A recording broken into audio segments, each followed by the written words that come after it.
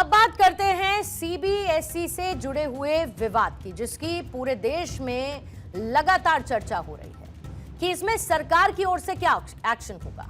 सवाल सिर्फ सीबीएसई के काम करने के तरीके को लेकर नहीं उठा है, बल्कि मैनेजमेंट यानी प्रबंधन के रवैये को लेकर भी बार बार सवाल उठे।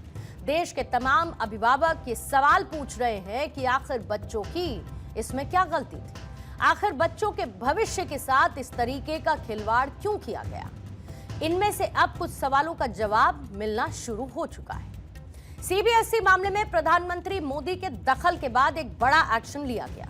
सीबीएसई के चेयरमैन राहुल सिंह और सचिव हिमांशु गुप्ता का ट्रांसफर कर दिया गया। सीबीएसई की ऑन स्क्रीन मार्किंग, जिसे ओएसएम कहते हैं, ये सिस्टम जिसमें बड़े पैमाने पर हुई कथित इरेगुलरिटी, इसके बाद ये फैसला लिया गया। इसके अलावा सीबीएसई के नए चेयरमैन के तौर पर लुखंडे प्रशांत सीताराम को अब अपॉइंट कर दिया गया। इसके अलावा वरुण भारद्वाज को सीबीएसई का नया सेक्रेटरी नियुक्त किया गया है। मैटर को प्राइम मिनिस्टर लेवल से जब देखते हैं तो देश को भरोसा करना चाहिए। हम लोग सब उसी टीम के मेंबर हैं। जब मैटर को प्राइम मिनिस्टर लेवल से जब देखते हैं तो देश को भरोसा करना चाहिए। हम लोग सब उसी टीम के मेंबर हैं। इसके अलावा सीबीएसई की तरफ से ऑन स्क्रीन मार्किंग के प्रोसेस में आई गड़बड़ी को लेकर इंक्वायरी कमेटी का भी गठन किया गया है। यह समिति इस पूरे मामले की गहराई से जांच करेगी। इस कमेटी की कमान कैपेसिटी बिल्डिंग कमीशन के अध्यक्ष एस राधा चौहान को सौंपी गई। वो जरूरत पड़ने पर दूसरे विभागों के अधिकारियों की मदद ले सकती हैं और साथ ही इसकी रिपोर्ट सबमिट करने की डेडलाइन भी तय कर दी गई। इसके अलावा समिति की सेक्रेटरियल असिस्टेंस की जिम्मेदारी भी सीबीसी को ही सौंपी गई और जांच पूरी करके 1 महीने के अंदर अंदर department of personal and training को अपनी रिपोर्ट सौंपी जाएगी। इसके अलावा समिति टेंडर प्रोसेस की जांच करेगी, यानी कि जो बिडिंग प्रोसेस होता है उसकी जांच करेगी। ऑन स्क्रीन मार्किंग के तहत छात्रों की कॉपियों को स्कैन करके कंप्यूटर स्क्रीन पर जांचा जाता है। सीबीएसई का दावा है कि इससे कॉपियां जल्दी और बिना किसी भेदभाव के चेक की जाती है। लेकिन इस व्यवस्था के लागू होने के बाद छात्रों और उनके अभिभावकों ने कई तरीके की शिकायतें की, जिसके बाद यह मामला एस्केलेट हुआ है।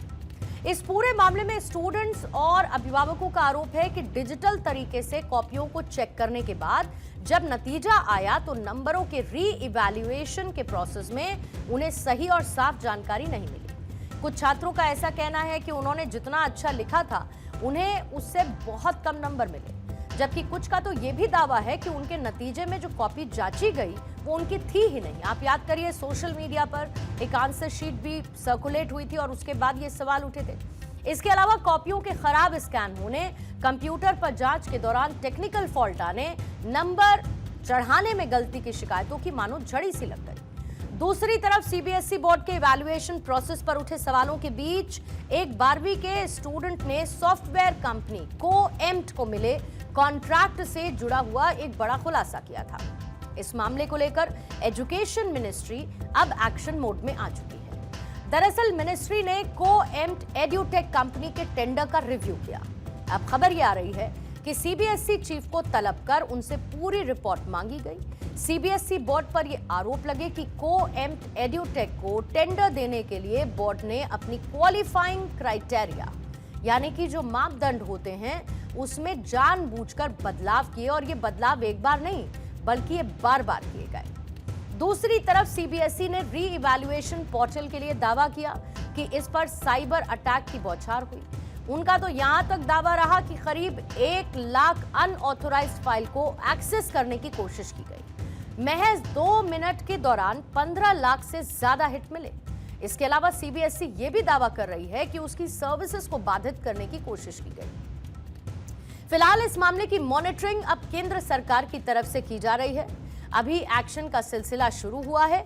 ऐसे में उम्मीद ये की जा रही है कि आने वाले समय में प्रोसेस में एक तो ट्रांसपेरेंसी आएगी, क्योंकि यहां पर सवाल बच्चों के भविष्य से जुड़ा हुआ है, और दूसरी बात, जांच में तेजी के बाद जो बच्चों के भविष्य पर इस वक्त अटकलें लगी हुई हैं उसे भी दूर किया जाएगा और इस पूरे एग्जामिनेशन प्रोसेस, नतीजे के प्रोसेस में जो एक ट्रस्ट डेफिसिट आया है उसको भी अब एक्शन के तौर पर भरपाई करते हुए हम देख सकते हैं।